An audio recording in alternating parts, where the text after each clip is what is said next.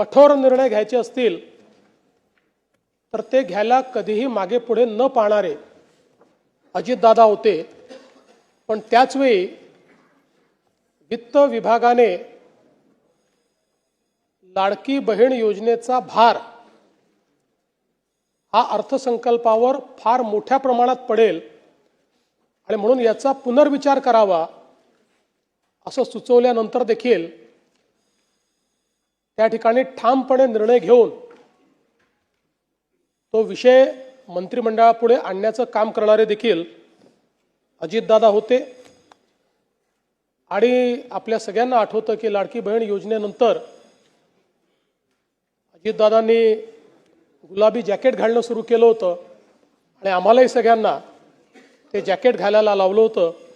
आता या सगळ्या गोष्टी केवळ आठवणींमध्ये आहेत आणि म्हणून मला असं वाटतं की संपूर्ण सभागृह अत्यंत या परिस्थितीमध्ये दुःखी आहे।